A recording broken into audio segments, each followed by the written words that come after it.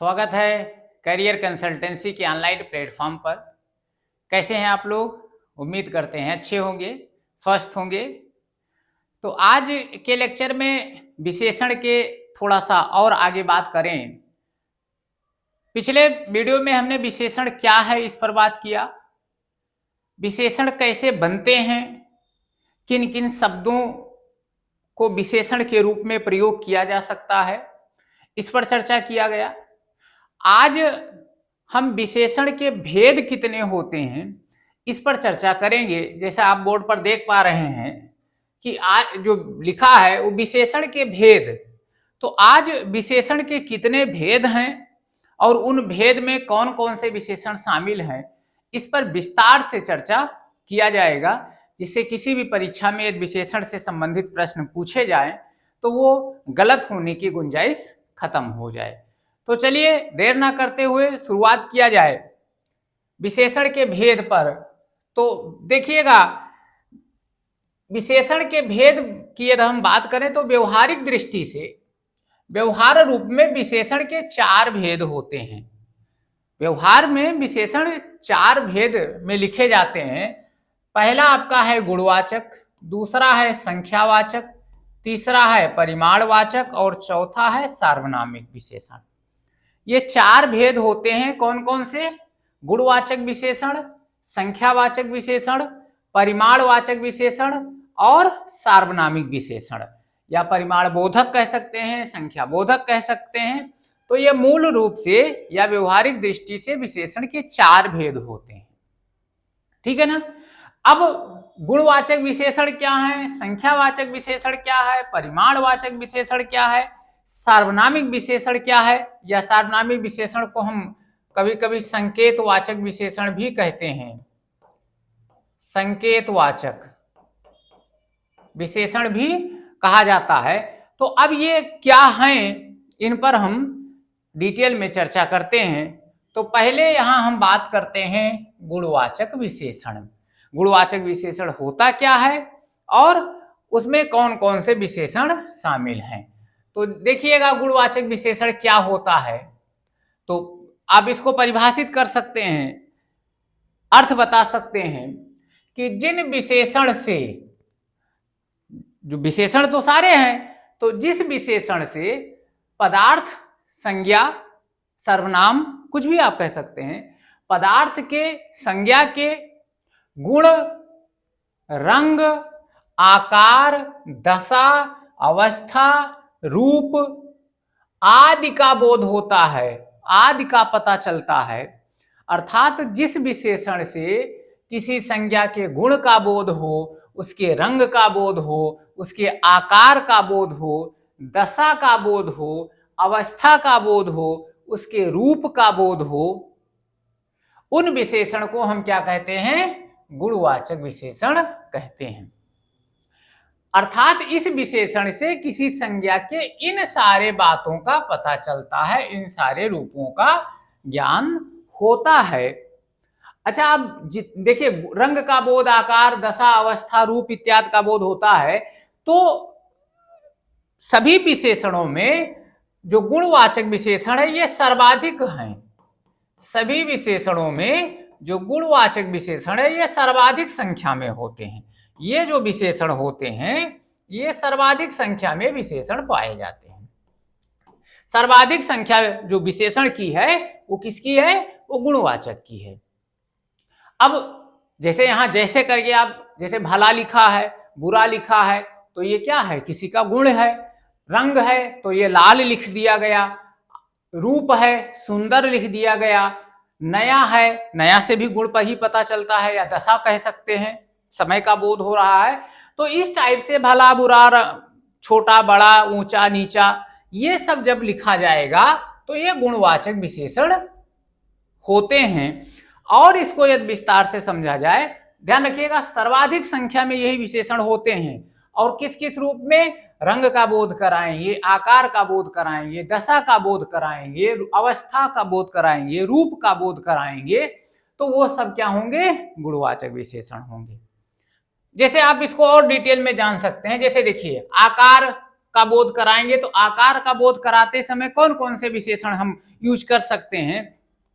तो यदि कहीं लंबा, चौड़ा, गोल, नुकीला, तिकोना, चौकोर इस टाइप का लिखा हुआ है, जैसे मान लिया जाए कहीं किसी स्थान की बात कर ले और उसका आकार किस रूप में हो सकता है, लंबा है, चौड़ा है, गोल है, नुकीला है, चौकोर है, इस टाइप का यदि कहीं विशेषण यूज किया गया है तो वो आकार का बोध करा रहा है, और आकार का बोध करा रहा है तो कौन सा विशेषण है, गुणवाचक विशेषण होगा।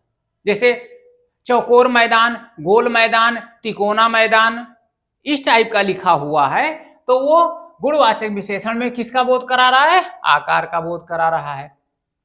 यदि कहीं लाल, नीला, पीला, हरा, काला लिखा है, लाल कपड़ा, हरा कपड़ा, सफेद कपड़ा, हरी घास, इस टाइप से लिखा हुआ है तो वो किसका बोध करा रहा है, रंग का बोध करा रहा है, और यदि रंग का बोध करा रहा है तो किस में जाएगा, गुणवाचक विशेषण में जाएगा। ठीक है। यदि व्यक्ति के संज्ञा के स्वभाव या गुण का बोध करा रहा है, जैसे भला आदमी, बुरा आदमी, सच्चा आदमी, झूठा आदमी, अच्छा आदमी, ठीक है ना, ईमानदार, बेईमान, तो इस टाइप से यदि कहीं बोध हो रहा है भला बुरा, तो ये गुण का ही तो बोध हो रहा है, किसी संज्ञा के गुण का ही तो बोध हो रहा है। तो जब गुण का बोध होगा तो वो भी किस में जाएगा, गुणवाचक विशेषण में जाएगा। आगे, यदि किसी संज्ञा के समय का बोध हो रहा है, कोई पदार्थ है उसके समय का बोध हो रहा है, और समय में क्या लिखा जाता है, नया है, पुराना है, नवीन है, प्राचीन है, अर्वाचीन है, भूत है, भविष्य है, वर्तमान है, यही सब तो लिखा जाता है, ताजा है। तो वो ये पदार्थ के गुण का, लेकिन समय के आधार पर, जैसे नया कपड़ा, पुराना कपड़ा, नई किताब, पुरानी किताब, नई या नया भवन, पुराना भवन, प्राचीन भवन, ताजा फल, इस टाइप से यदि लिखा जाएगा तो समय का बोध कराएगा, और यदि समय का बोध करा रहा है, किसी पदार्थ के समय का बोध हो रहा है तो समय किस में जाएगा, गुणवाचक विशेषण में जाएगा। ठीक है ना, समझ में आ रहा है। आगे, यदि किसी स्थान पर बात हो रही है, किसी पदार्थ के स्थान की बात हो रही है, जैसे भीतरी, बाहरी, दायां, बायां, स्थानीय, क्षेत्रीय, इस टाइप का यदि कहीं किसी संज्ञा के साथ, जैसे मान लिया जाए बाहरी व्यक्त, भीतरी व्यक्त, अंदर की बातें, बाहर की बातें, दाएं ओर, या जैसे मान लिया जाए दाहिना या दाएं व्यक्त, बाएं, इस टाइप से यदि कहीं लिखा हुआ है संज्ञा के साथ में तो वो क्या होगा, वो स्थान का बोध कराएगा, और स्थान का बोध करा रहा है तो किस में जाएगा, गुणवाचक में जाएगा। ठीक है ना। तो ये दशा का बोध, अवस्था या दशा, अवस्था या दशा कह सकते हैं। अब अवस्था या दशा में क्या हो सकता है भाई, देखिएगा, जैसे मान लिया गीला है, गीला कपड़ा, सूखा कपड़ा, मोटा आदमी, पतला आदमी, भारी, हल्का, यदि इस टाइप का लिखा हुआ है कहीं तो ये दशा का बोध हो रहा है या अवस्था का बोध हो रहा है। जैसे बीमार आदमी, स्वस्थ आदमी, इस टाइप का यदि कहीं लिखा हुआ है तो वो दशा का बोध हो रहा है, और दशा का बोध हो रहा है तो किस में जाएगा, गुणवाचक विशेषण में जाएगा। इसी में आप रूप को भी शामिल कर सकते हैं। यदि रूप का बोध हो रहा है, जैसे सुंदर लिखा हुआ है, कुरूप लिखा हुआ है, इस टाइप का लिखा हुआ है, तो ये किसका बोध हो रहा है, ये रूप का बोध हो रहा है, और रूप का बोध हो रहा है तो वो किस में जाएगा, गुणवाचक विशेषण में जाएगा। ठीक है ना। तो इन रूपों में कहीं भी यदि रंग, आकार, गुण, समय, स्थान, दशा, अवस्था, रूप इत्यादि का बोध होता है तो वो कौन सा विशेषण होता है, वो गुणवाचक विशेषण होता है। पूरा डिटेल से हमने आपके सामने रख दिया है, स्क्रीनशॉट ले लीजिए इसका।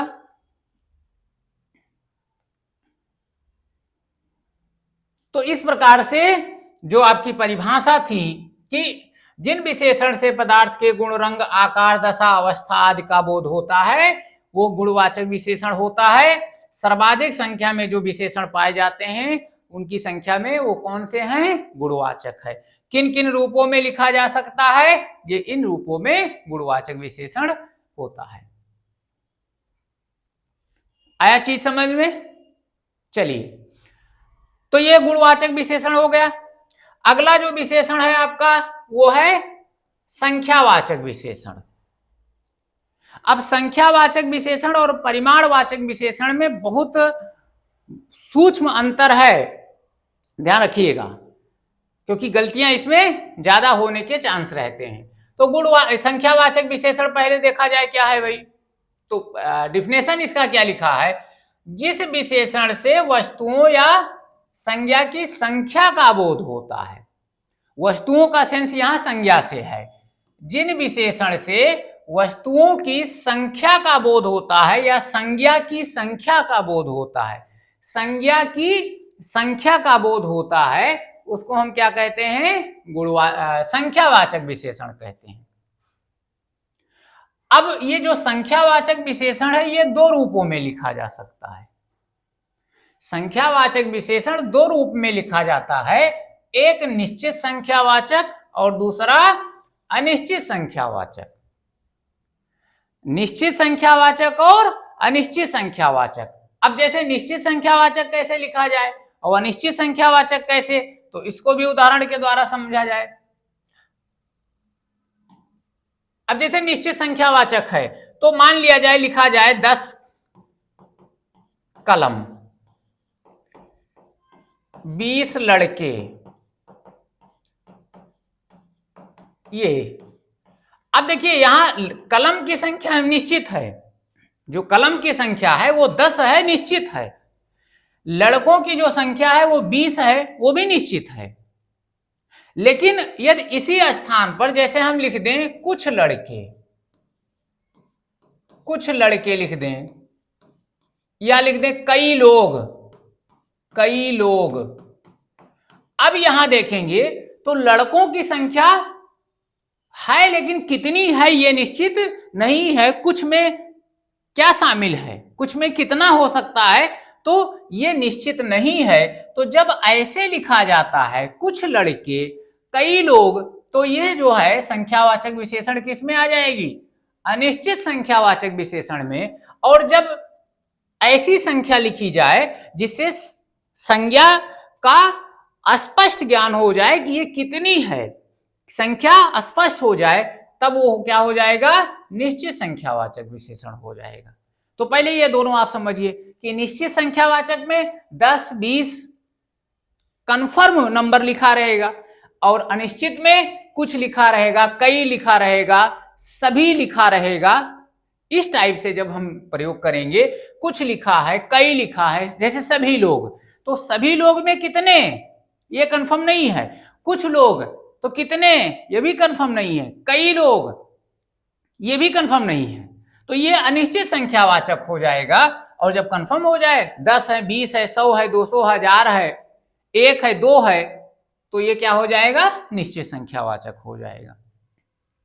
समझ में आ गया? अब देखो निश्चित संख्यावाचक 10, 20 ऐसे लिखा जाता है, लेकिन इसको और किन किन रूपों में लिखा जाता है, थोड़ा सा इसको भी समझ लीजिए। तो ये जो निश्चित संख्यावाचक है, जरा देखिए, इसको ये 5 रूपों में लिखा जाता है। निश्चित की हम बात कर रहे हैं, अनिश्चित तो एक ही जैसे लिख दिया गया, कुछ, कई, सब कुछ, ठीक है ना। निश्चित संख्यावाचक विशेषण को 5 तरीके से लिखा जाता है। जैसे 2, 4, 10, 20 ऐसे लिखा है। जैसे 2 है, 4 है, 10 है, 20 है, तो ये गणना बोधक है। निश्चित संख्यावाचक में डिटेल से थोड़ा सा समझ लीजिए। निश्चित संख्यावाचक में ये गणना का बोध करा रहा है। जैसे 2 लड़के, 2 कलम, 4 किताब, 8 लोग, तो ये गणना की जा सकती है, ये गणनावाचक हो जाएगा जब इस तरीके से लिखा जाएगा। जैसे 2 कलम ऐसे जब लिखा है, ठीक है ना, 10 कलम, 20 कलम, 10 रुपया, 20 रुपया, तो ये गणनावाचक है। तो ये निश्चित संख्यावाचक ही, ध्यान रखिएगा। आज अब दूसरा देखो, क्रमवाचक। दूसरा है क्रमवाचक। जब इसी को इस तरीके से संख्या में लिखा जाए जिससे क्रम का बोध हो, जैसे अब यहां हम लिख दें, जैसे चौथा लड़का। अब चौथा लड़का का सेंस क्या है? उस लड़के के क्रम का बोध हो रहा है। 1 2 3 चौथा लड़का, पांचवा आदमी, ठीक है ना, छठा व्यक्त, 10वां व्यक्त, 20वां व्यक्त। तो जब क्रम के रूप में लिखा जाएगा तब वो है तो निश्चित संख्यावाचक, लेकिन उसको क्या कहते हैं? क्रम बोधक कहते हैं, ठीक है ना। तीसरा क्या है? आवृत्ति। आवृत्ति को जब आवृत्ति के रूप में हम संख्यावाचक को लिखते हैं तो कैसे लिखते हैं? कभी कभी आपने देखा होगा लिखा जाता है 4 गुना, 2 गुना, 100 गुना, 20 गुना, 10 गुना। जैसे मान लिया जाए लिखा है 2 गुना कीमत या 2 गुनी कीमत, 2 गुनी कीमत। तो अब 2 गुनी, 5 गुनी, 2 गुना पानी, 5 गुना धन, 10 गुना रुपया, 100 गुना रुपया। जैसे हम आप कहते हैं कि वस्तुओं की कीमत दोगुनी बढ़ गई, वस्तुओं की कीमत 2 गुनी बढ़ गई, 3 गुनी बढ़ गई। इतने जल्दी ही सोने की कीमत 10 गुनी या 3 गुनी बढ़ गई। जब 3 गुनी बढ़ गई तो गुनी के रूप में जब लिखा जाएगा, गुना के रूप में लिखा जाएगा, तो उसको क्या कहते हैं? आवृत्ति बोधक है। क्या? संख्यावाचक ही है। तो इस रूप में भी संख्यावाचक को लिखा जाता है। अगला देखिए, समुदाय बोधक। जब सबको एक समूह में शामिल करके लिखा जाए, समुदाय का मतलब समूह, सबको एक समूह में शामिल करके लिखा जाए। जैसे लिखा है 3 लिखा है, 5 लिखा है, 100 लिखा है, ऐसे। जैसे मान लिया जाए, कहा जाए 3 किताबें, ऐसे, या लिख दिया जाए 5 लोग। अब देखो, तो इसमें 3 किताबें का मतलब सब शामिल हो गए, पूरे समूह की बात की जा रही है। 5 लोग, सभी की बात हो रही है। समझ में आ रहा है ना? तो जब इस तरीके से लिखा जाएगा तो इसको समुदाय बोधक कहते हैं। और ये किसमें आ रहा है? निश्चित संख्यावाचक में। सभी निश्चित संख्यावाचक में आ रहे हैं, बस लिखने का तरीका अलग अलग है, कंफ्यूज ना होने पाए कि इसको कैसे लिख दिया गया है, ठीक है ना। अगला देखो, इस रूप में भी लिखा जाता है प्रत्येक बोधक, मतलब हर एक का अलग अलग पर्टिकुलर इंडिकेशन हो रहा है। जैसे प्रत्येक, हर एक, इस टाइप का जब कभी लिख दिया जाता है तो ये संख्या में ही जाएगा, कंफ्यूज नहीं होना है। जैसे प्रत्येक लोग, हर एक व्यक्ति, प्रत्येक आदमी, हर एक व्यक्ति। तो अब यहां कंफ्यूज नहीं होना। जैसे यहां लिख दिया जाए प्रत्येक व्यक्ति,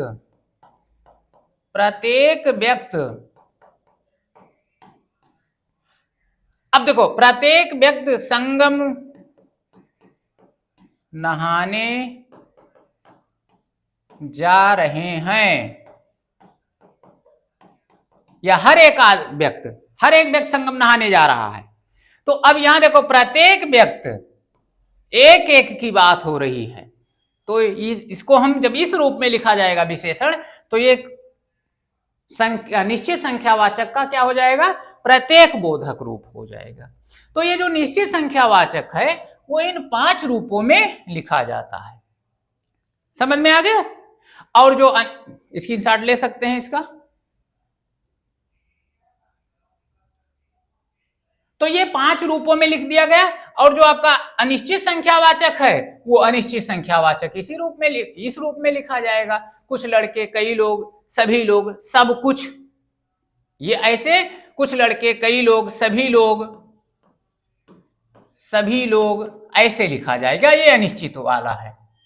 और निश्चित वाला इस रूप में लिखा जाएगा। चीजें समझ में आ गई? तो ये आपका हो गया संख्यावाचक। संख्यावाचक में निश्चित संख्यावाचक और अनिश्चित संख्यावाचक। अब एक चीज यहां ध्यान रखिएगा, जो भी उदाहरण या आपको यहां हमने समझाया, जैसे संख्यावाचक में देखिए, संख्या का बोध हो रहा है, संख्या का बोध हो रहा है, ध्यान रखिएगा। और जो भी हमने उदाहरण यहां लिया, देखो यहां कलम का उदाहरण लिया, यहां लड़के का उदाहरण लिया, यहां लोग का उदाहरण लिया। यहां आप देखिएगा, यहां हमने कलम, लड़का, कीमत, किताब, इस सब का प्रत्येक लोग का हमने उदाहरण लिया, ये संख्यावाचक में। अब ध्यान दीजिएगा, अगला जो आपका विशेषण है वो है परिमाण बोधक। परिमाण बोधक, तो अब पहले इसको जान लें, तब दोनों में अंतर समझते हैं, क्योंकि कंफ्यूजन यही होती है। हम परिमाण वालों को संख्या में लगाते हैं, संख्या वाले को परिमाण में लगाते हैं। तो देखिए है क्या परिमाण, जो विशेषण माप तौल वाली वस्तु की, माप तौल वाली वस्तु की विशेषता बताता है, उसे परिमाण बोधक विशेषण कहते हैं। बस अंतर यही है संख्यावाचक और परिमाणवाचक में। वहां संख्या का बोध कराता है, संख्या रूप में विशेषता बताता है, और यहां माप तौल वाली वस्तु का परिमाण बताता है, मात्रा का बोध कराता है। वहां संख्या का बोध होगा, यहां मात्रा का बोध होगा। तो जो विशेषण माप तौल वाली वस्तु की विशेषता बताता है, उसे हम क्या कहते हैं, परिमाण बोधक विशेषण कहते हैं। जैसे देखो 2 किलो घी, मात्रा पता चला, परिमाण पता चला। डलिया भर फूल, मात्रा पता चला कितना है, डलिया भर है। थोड़ा पानी, मात्रा पता चला, अधिक चीनी, मात्रा पता चला, ठीक है ना। तो जहां मात्रा का या परिमाण का बोध होगा, वो परिमाण बोधक विशेषण हो जाएगा। अब अंतर क्या है दोनों में, देखो संज्ञा 2 यहां भी लिखा है, जैसे 2 किलो, अंतर समझिएगा, 2 किलो घी या 2 लीटर घी, जो भी सम, यहां 2 किलो लिखा है घी, और यहां लिखा है 2 कलम। अब आप देखिएगा, अंतर समझिएगा, 2 यहां भी लिखा है, 2 यहां भी लिखा है, 2 दोनों जगहों पर लिखा है। लेकिन अब हमसे जब पूछा जाएगा कि इसमें विशेषण बताइए, तो इसमें विशेषण है परिमाण बोधक। इसमें विशेषण क्या है, परिमाण बोधक। और इसमें विशेषण क्या है, संख्यावाचक। संख्यावाचक क्यों, क्योंकि 2 यहां भी है, 2 यहां भी है। अब यही 2 परिमाण में बदलेगा, यही 2 संख्या में बदलेगा। वो इस बात पर डिपेंड करता है कि ये जो संख्या है, नंबर है, ये किस संज्ञा के साथ लगा है, किस संज्ञा के साथ लगा है।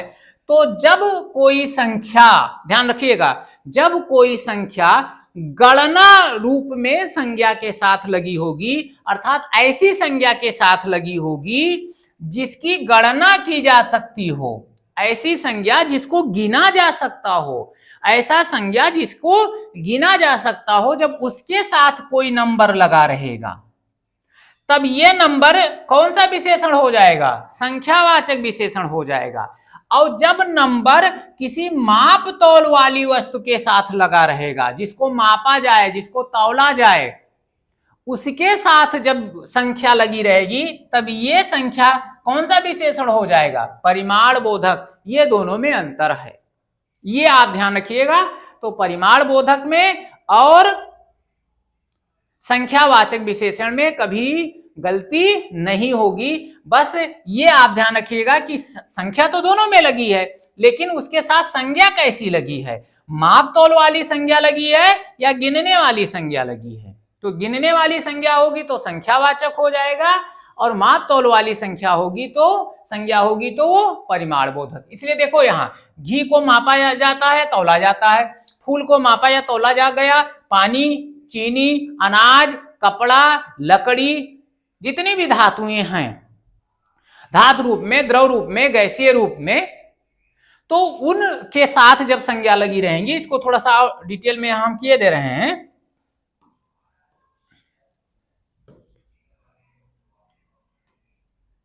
जैसे मान लिया जाए, जहां द्रवीय पदार्थ है, द्रव पदार्थ, गैसीय पदार्थ है, गैसीय पदार्थ है, धातुएं हैं, धातुओं है, तो इनके साथ, ये धातुओं के साथ संख्या, धातुओं के साथ जब संख्या लगती है, तो ये कौन सा विशेषण होगा, परिमाण बोधक विशेषण होगा, ये ध्यान रखिएगा। द्रव पदार्थ क्योंकि मापा ही जाएगा, तौला ही जाएगा, गैसीय पदार्थ को मापाया जाएगा, धातुएं हैं उनको तौला ही जाता है। अनाज है यहाँ साथ ये भी लिख सकते हैं, अनाज है, अनाज के साथ लगेगा तो भी परिमाण बोधक। जैसे 100 किलो गेहूं, तो गेहूं को गिना नहीं जाता है, तौला ही जाता है, ध्यान रखिएगा। कपड़ा लिखा है, लकड़ी लिखा है, मिट्टी लिखा है, और इसके साथ संख्या लगी होगी, तो वो जो संख्या होगी वो किस में जाएगा, परिमाण बोधक में ही जाएगा। जैसे अनाज है, 100 किलो गेहूं है, कपड़ा है 2 मीटर कपड़ा, 2 गज कपड़ा, तो ये परिमाण बोधक ही है। लकड़ी है, जैसे 2 फीट लकड़ी, 1 मीटर लकड़ी, परिमाण बोधक है। 5 किलो मिट्टी, परिमाण बोधक ही है, ध्यान रखिएगा। तो इस रूप में ऐसे ऐसे संज्ञाओं के साथ यदि संख्या का प्रयोग होगा तो वो विशेषण कौन सा होगा, परिमाण बोधक विशेषण होगा। समझ में आ गया? इसका भी स्क्रीनशॉट ले लीजिए। चलिए अगला जो चौथा आपका विशेषण है वो सार्वनामिक विशेषण है। बहुत महत्वपूर्ण विशेषण है, यहां भी कंफ्यूजन बनती है। जैसे संख्यावाचक और परिमाणवाचक में कंफ्यूजन रहती है, वैसे यहां कंफ्यूजन यहां भी बनी रहती है। अब यहां कंफ्यूजन क्या होती है, क्योंकि हमको ये छांटना होता है कि ये जो सर्वनाम है ये सर्वनाम के रूप में यहां प्रयोग हुआ है या विशेषण के रूप में प्रयोग हुआ है। क्योंकि यदि सार्वनामिक विशेषण का यदि आप डिफिनेशन देखिएगा तो देखिएगा, जो सर्वनाम शब्द विशेषण की भांति प्रयोग होते हैं उसे सार्वनामिक विशेषण कहते हैं। अर्थात कोई सर्वनाम ही क्या बन जाएगा, विशेषण बन जाएगा। कोई सर्वनाम ही विशेषण बन जाएगा। तो अब हमको यही तो पता लगाना है कि यहां विशेषण है तो ये विशेषण के रूप में है या सर्वनाम के रूप में है। कोई भी सर्वनाम जो है, यदि किसी उदाहरण में सर्वनाम, अब देखो वैसे यदि स्वतंत्र रूप में जैसे हमने वह लिख दिया, अब आपसे पूछा जाएगा कि वह क्या है, तो यहां तो ये सर्वनाम है ही है भाई, यहां तो ये विशेषण है ही नहीं है, ध्यान रखिएगा। तो सार्वनामिक विशेषण का परिभाषा दिया गया है कि कोई ऐसा सर्वनाम जो विशेषण की भांति प्रयोग होता है उसे हम सार्वनामिक विशेषण कहते हैं। तो हमें यही पता लगाना है कि जो सर्वनाम है वो कैसे विशेषण बनेगा, क्योंकि यहां यदि स्वतंत्र रूप से यह वह आप जैसा वैसा कुछ लिखा है तो वो तो सर्वनाम है। तो सर्वनाम विशेषण तभी बनेगा जब वो किसी उदाहरण के साथ किसी वाक्य में लिखा जाए। जैसे मैंने यहां लिख रखा है, अब देखो यहां जैसे उदाहरण लिखा है, यह घर मेरा है, वह किताब तुम्हारी है, कैसा घर चाहिए, कोई बच्चा रो रहा है। अब यदि स्वतंत्र रूप से यहां समझिएगा, स्वतंत्र रूप से यहां यह लिखा है, यहां वह लिखा है, यहां कैसा लिखा है और यहां कोई लिखा है। अब वैसे हमसे पूछा जाता कि यह और वह क्या है, तो आप कह सकते हैं कि यह क्या है, यह वह कैसा कोई, ये सर्वनाम है। निश्चितवाचक और अनिश्चितवाचक ये सर्वनाम है। लेकिन अब यही देखो, यह वह कैसा कोई यहां जब प्रयोग हुआ है तब यह सर्वनाम नहीं है, यह विशेषण है। और अभी हम वो भी बता रहे हैं, थोड़ा सा और डिटेल में समझ लीजिए। जैसे मान लिया जाए यहां लिखा है वह जा रहा है, वह जा रहा है, ठीक है ना, कोई रो रहा है, कोई रो रहा है। अब देखिएगा, वह जा रहा है, कोई रो रहा है, वह किताब तुम्हारी है, कोई बच्चा रो रहा है। अब इस वाक्य में वह और कोई ये सर्वनाम है।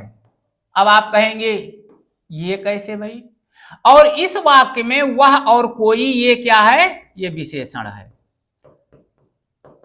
अब ये कैसे पता लगाना है, यही आपको यहां सीखना है। तो ध्यान दीजिएगा, जब कोई सर्वनाम, कहा गया है सर्वनाम शब्द विशेषण की भांति प्रयोग हो, तो कैसे, जब कोई सर्वनाम, ध्यान दीजिएगा, जब कोई सर्वनाम संज्ञा के साथ प्रयोग हो, अर्थात वो संज्ञा के साथ लिखा जाए, तब वह सर्वनाम सर्वनाम ना होकर के विशेषण का काम करना शुरू कर देता है। जब कोई सर्वनाम,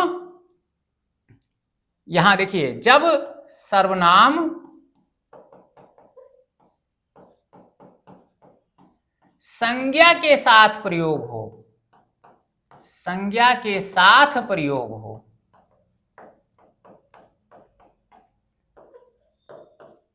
ठीक है ना, तब वह सर्वनाम क्या हो जाएगा, विशेषण हो जाएगा। और जब सर्वनाम क्रिया के साथ प्रयोग हो तब वह सर्वनाम ही रह जाता है। अब जरा यहां देखिएगा, यहां लिखा यह और इसके साथ तुरंत संज्ञा लिख दी गई है घर, तो अब यह जो सर्वनाम है ये सर्वनाम नहीं है, क्या है, विशेषण है, ठीक है ना। वह किताब, वह किसके साथ लिखा है, संज्ञा के साथ, तो अब यह यहां वह विशेषण है ना कि सर्वनाम है। और यहां देखो वह जा रहा है, वह किसके साथ प्रयोग है, क्रिया के साथ, इसलिए यहां ये वह सर्वनाम है और यहां वह क्या है, विशेषण है। क्यों, क्योंकि यहां वह किसके साथ प्रयोग हुआ है, संज्ञा के साथ प्रयोग हुआ है। देखो कैसा अनिश्चितवाचक सर्वनाम है, लेकिन यहां कैसा किसके साथ प्रयोग हो रहा है, घर के साथ प्रयोग हो रहा है। इसका मतलब ये कैसा क्या है, सार्वनामिक विशेषण है। कोई रो रहा है, अब देखो कोई किसके साथ प्रयोग हो रहा है, क्रिया के साथ, तो यहां कोई क्या है, सर्वनाम है, और यहां कोई किसके साथ प्रयोग हो रहा है, संज्ञा के साथ, इसलिए यहां कोई क्या है, विशेषण है। अंतर समझ में आ गया। जब कोई सर्वनाम संज्ञा के साथ प्रयोग होगा तब वह सर्वनाम विशेषण हो जाएगा, अर्थात वह सार्वनामिक विशेषण हो जाएगा। यह अंतर है। तो सर्वनाम जब विशेषण की भांति प्रयोग होते हैं तो सार्वनामिक विशेषण कहते हैं।